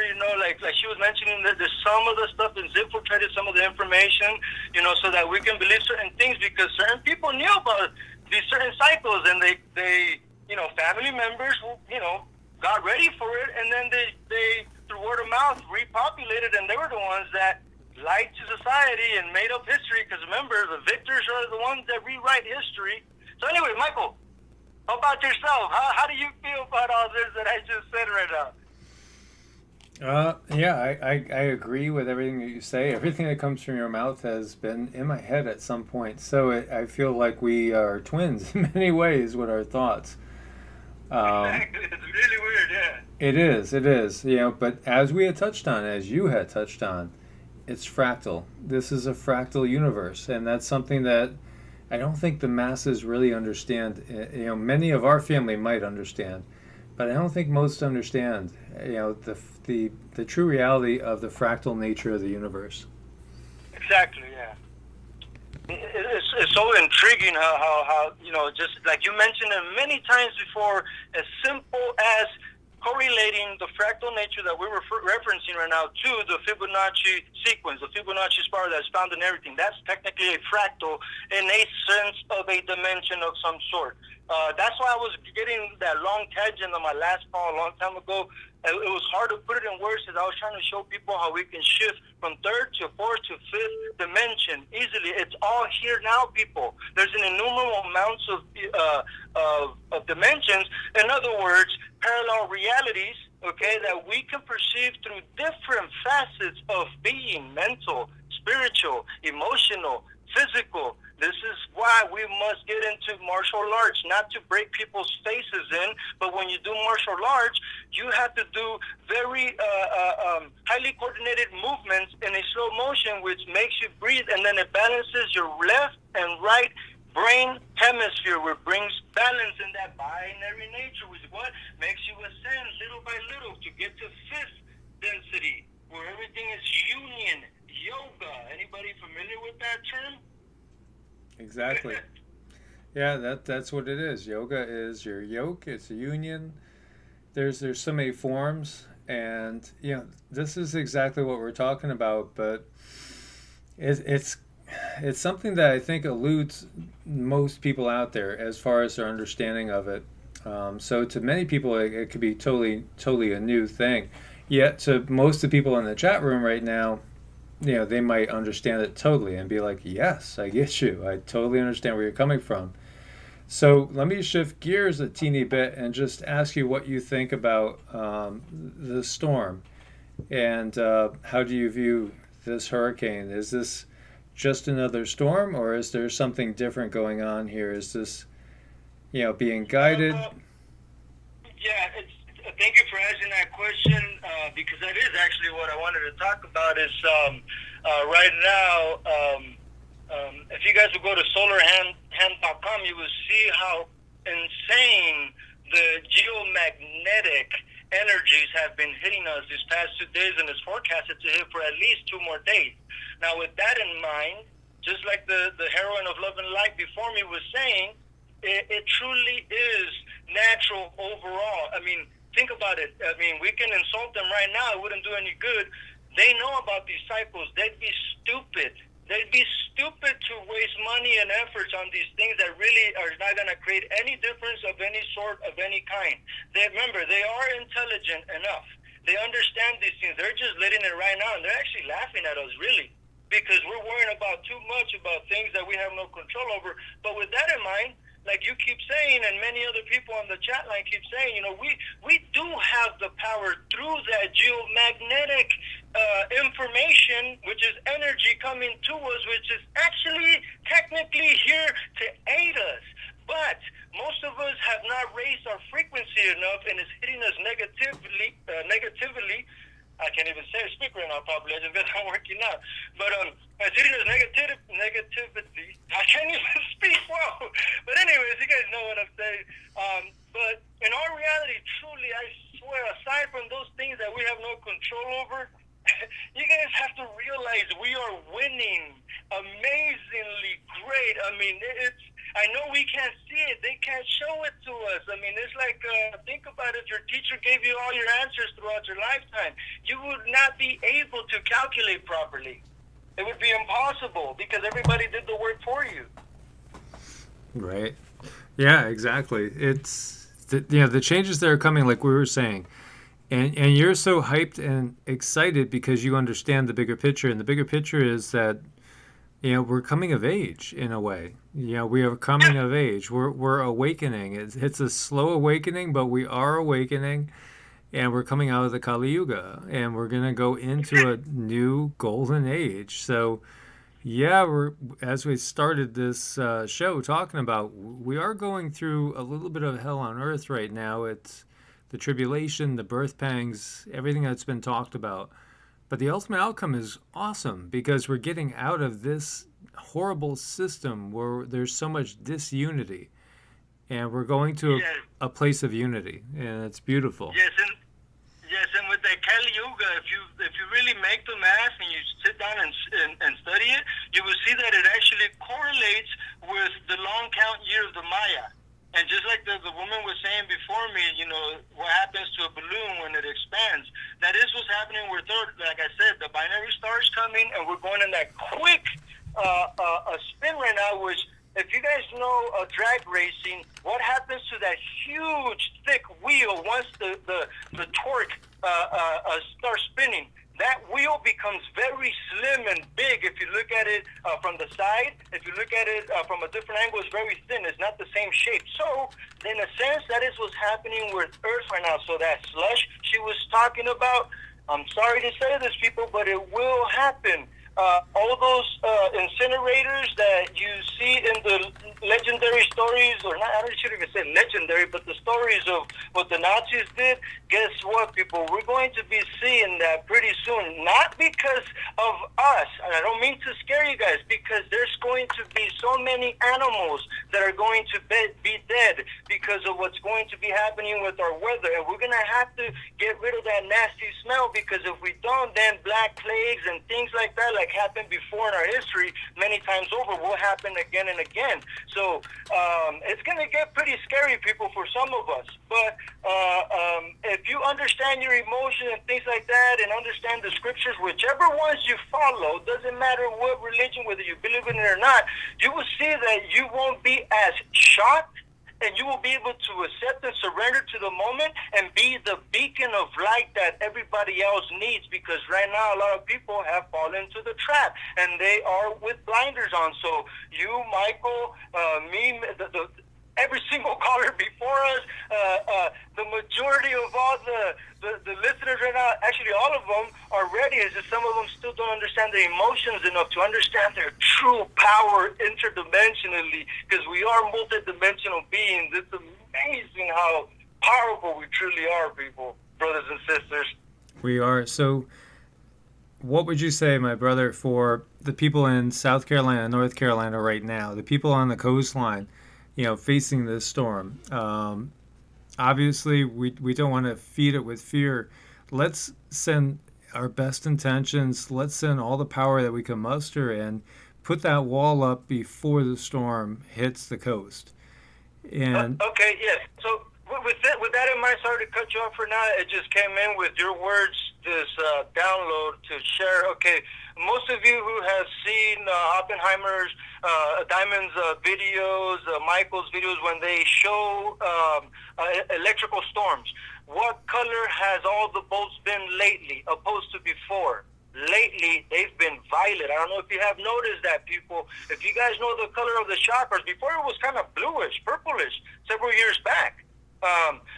But if you see it now, it's actually purple. What are they saying that Mother Gaia is going through an ascension? Remember the 7 colors? What's at the top of the crown? It's the violet. So with that in mind and what Michael was saying, the best thing we can do is picture that within ourselves as far as connecting the binary, meaning masculine and feminine within you, okay? And then with that, creating that cord, which is your spine, connecting it with source and making it violet, coming down so you already are out of shock. Why? Because that bolt that comes from source came down already.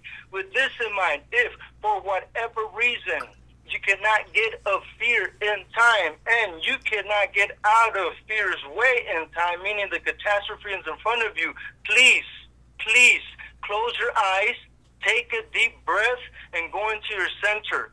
You'll see that you will shift, and that damn hurricane won't even affect you. All of a sudden, the wind will just stop, and then you just keep holding that breath in for a few seconds, releasing it slowly through your stomach without any worries, detoxifying, and you'll see somehow, some way, you will just shift.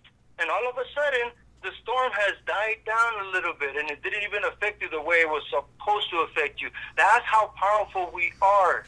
Just shifting emotions, shifting intention.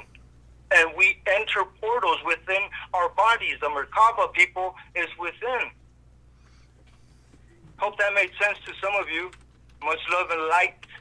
For together our light will shine much brighter. Beautiful, brother. Beautiful. It does. And the violet flame transmutes lower energies. It's one of the things I use on people when I do energy work, and sense that there's, the energies of fear and restriction and old emotional damage, negative energies that are setting in and haven't been able to be processed and let go. So the violet color will get rid of those things. Very, very, very right on. And don't forget one last thing real quick for traumatic feelings, so that you won't fall into temptation or falling into fear. Just burn, or if you have essential oils of frankincense. Okay, that was one of the gifts that was given to Jesus of Nazareth when he was born by the kings. Okay, that went to go visit him. Why it's in the Bible, who knows? But it's there for a reason, people. And the reason, when you look it up, what frankincense does to our bodies, it actually relieves us of emotional trauma, which has the ability to transcend dimensions and pierce through and then hit, past lives, if you want to call it that, which is parallel realities, living at once right now. So frankincense, rosemary, and lavender will be the best ones to ride this storm out. Great recommendations, definitely. One of my friends who spent 10 years in 10 years basically in deep meditation in an ashram. I was wondering what she was doing one day when she went and grabbed a essential oil, dabbed it on her fingers, and then put it basically on my crown chakra. But what she was doing was helping me release past trauma and attach to source to a higher degree.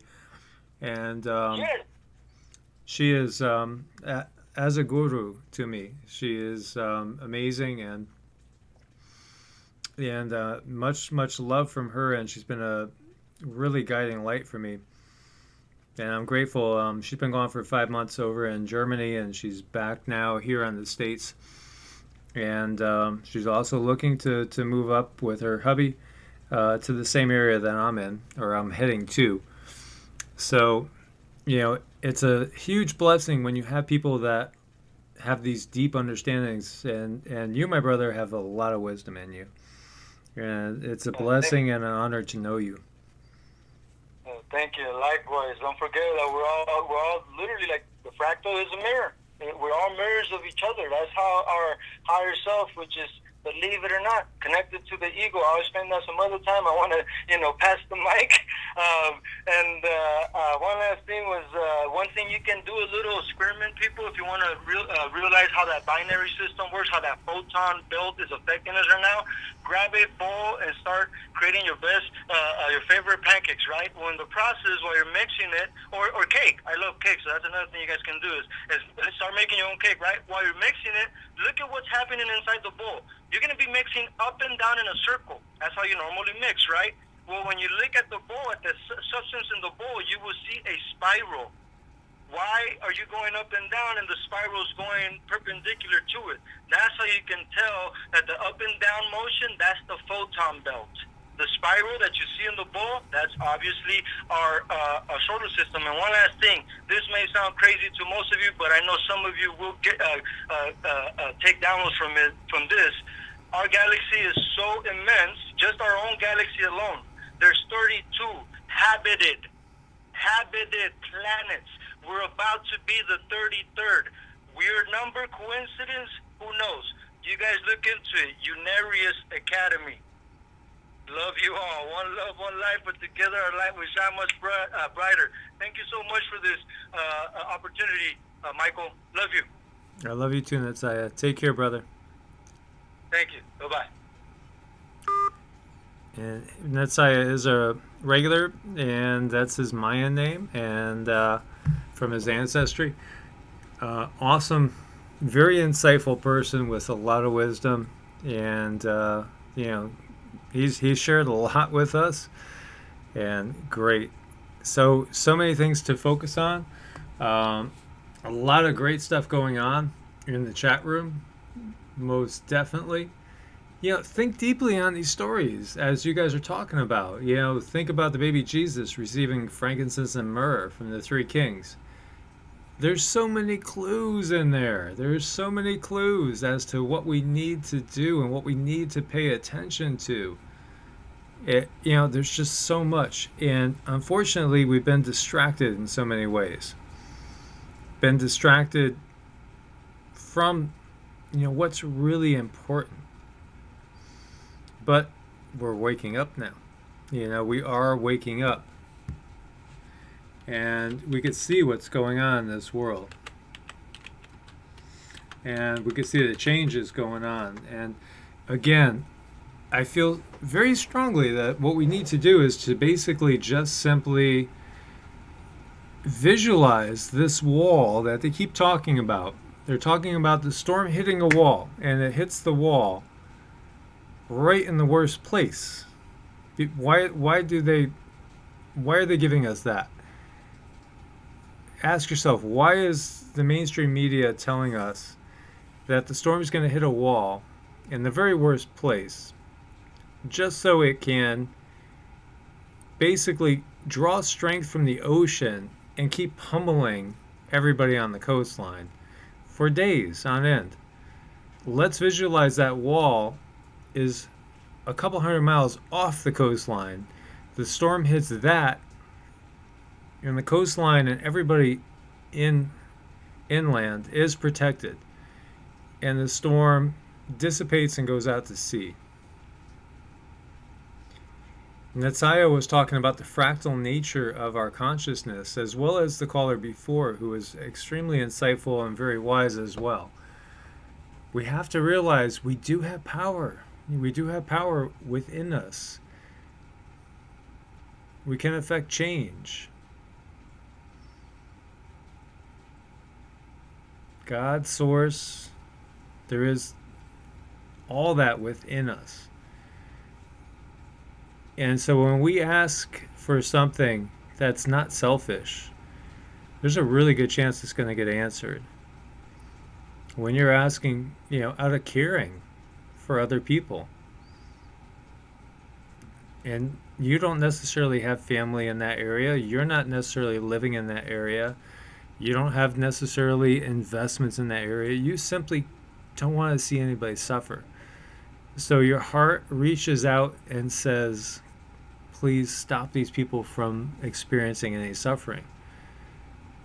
That's a beautiful thing, and that's heartfelt, and that promotes good karma. And we could see that in the book of Judges.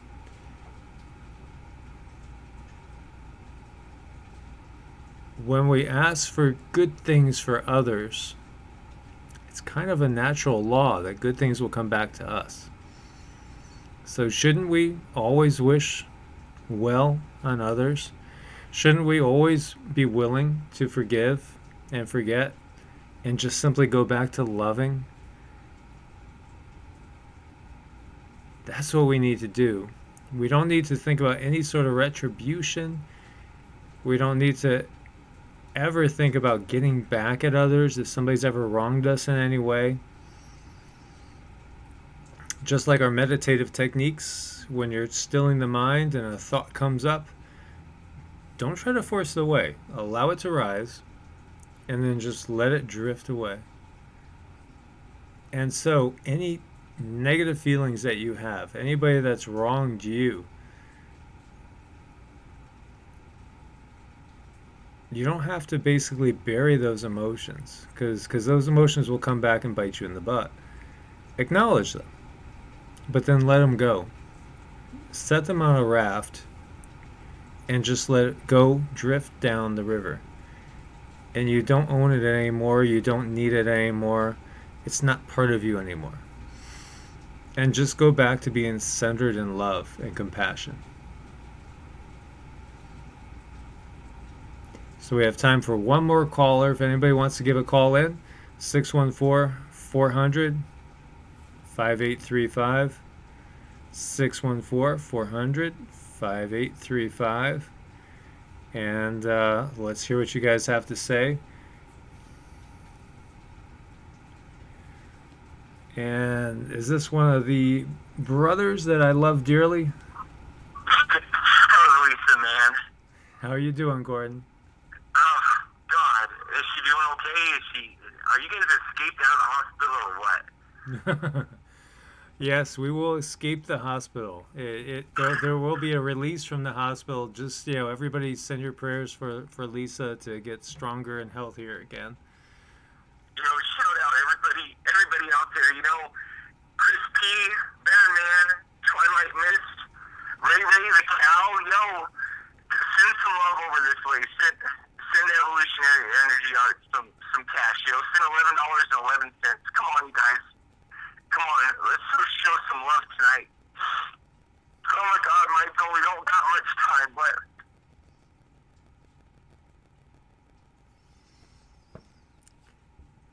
yeah, we might have more time than you think. I mean, I know things are looking tough, and we're seeing what's going on, but there's always more time. There's always a little bit more time. We always have enough time to make a change of heart for those that need to make a change of heart. And, for those whose heart's in the right place right now and always is, then just basically there's more time to just share the love. And I see you've been sharing the love out there in the chat room, my brother. I know you get it. You're a beautiful soul and you are loved by so many. the end of the world is always tomorrow, brother. It is.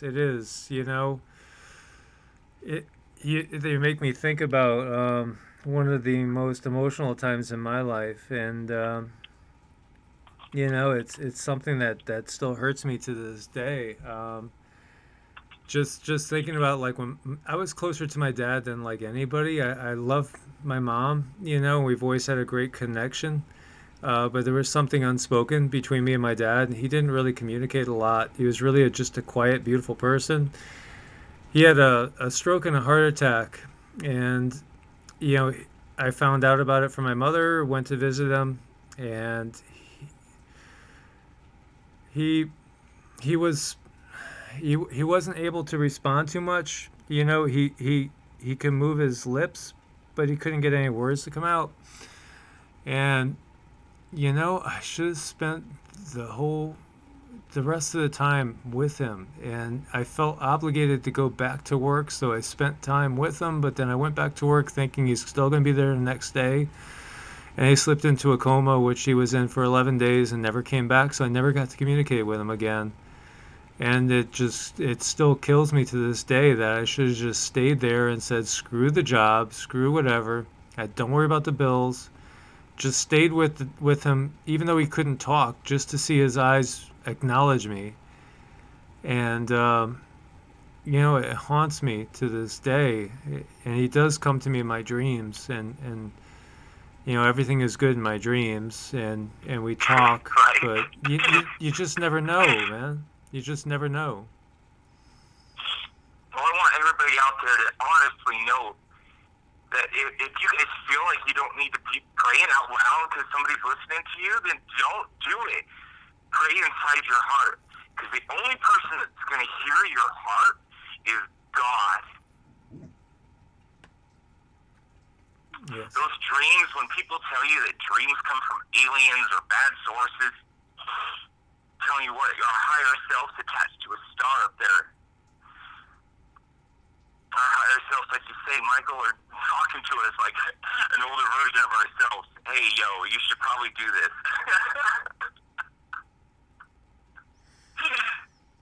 Express yourself. Don't ever hold anything back. The one thing I got from that also is, don't let there ever be any grudges long term. Break it down. Break it down, and I'm talking to myself as I'm saying that as well, because, there's always some things we got to still make righter. But just don't hold back. We don't know when everything's going to be swept away. You don't want to have any regrets. Let people know how much you love them every single day. Amen. Woo! Because tomorrow, yo. Love you so much, Michael. Hey, man. Tell Lisa one of those stories. I write stories. That's my thing. I spent the last 9 years writing a book.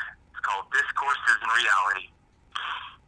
Beautiful. And it helps people who know death is near. And it's an amazing thing when you're around people at that time. Some of you may know, but probably most of you don't. But I actually was a retirement community manager for about 3.5 years, and lived on site. And I was the first responder when people fell down in the middle of the night and had emergencies. I've seen a lot of people I love pass on, and been there while they passed on. And it's an honor to help somebody transition. And if you're with them while they're transitioning, you could get a glimpse and a sense of the other side. And we don't ever really die. We really don't die. It's just a transition. One door closes, another door opens. 11/11, brother. Exactly. 11/11 on September 11th, 2018. Let's mark this on our calendars, guys. And we certainly are close. Beautiful thoughts. Beautiful thoughts. New beginnings. So, we're at the end of an age, but we're also at the beginning of a new age. And some people are conditioned to fear just the words, new age, new era. That's why I usually try to say new era, because there's conditioning to fear the words new age. But, the new age that we're going into is basically the age, that has been talked about, the age of heaven on earth. What Christ talked about, what Buddha, what all the prophets have talked about. We're going out of a time of darkness and of separation and of division, disunity, and we're heading into a time of unity and love, and it's a good thing. And not all flesh is going to make it, but flesh is not really the real us at the same time. That's Christ's bride, the earth. Yes. That's his baby girl. Very true, A brother. lot of love there. Hey, so there's a lot of talk about a meeting out here in Hope Land. So just keep that in mind as the days progress here and things get crazier and crazier. Okay, you guys just keep it in mind. There's meetings out west here. There's people getting ready for this shit. And I can't love that any more of you, any more than I already do. That's a beautiful thought. And yeah, people are gathering. They're definitely gathering. They're gathering in some different spots, but we are gathering. The family's coming together. The tribe's coming together. And, you know, everybody that's in the chat room right now, you guys, you're beautiful. And we are all, basically, we are given the task of helping the others because we kind of understand what's going on. And not to toot our own horns, but you know, I know it's in your heart and your soul. I feel it in you, Brother Gordon. I know it in so many out there as well. You guys know what's going on. Your hearts are in the right places. So we need to help others, and we will. And we're all here to help others transition from one age to another. And ultimately, it's a beautiful transition. It's a positive thing. It is beautiful. A little impatient, as always, from this end of the Rockies. Hey, you have sweet dreams tonight, man, and text me, yo. Yes, definitely, brother. I love you. Love you. Namaste, Brother Gordon. And he's a beautiful soul. There's so many beautiful souls out here. So I want to thank everybody for this. This was beautiful and positive, and we're going to keep saying our prayers for the people in the Carolinas. As I've shared with you, to me, the Carolinas are as much home as any place on this planet, and I love all the areas that this hurricane's heading towards. And so let's see it stall out. Let's not see it hit. We could change things. So let's see it hit a brick wall a couple 100 miles away from the coast where it's not going to do any damage. And let's see people make it through this just fine. So thank you guys so much for joining me once again. Much blessings and love to you all. I'm so thrilled and happy to have you guys as part of our family. Sweet dreams, my friends. Namaste.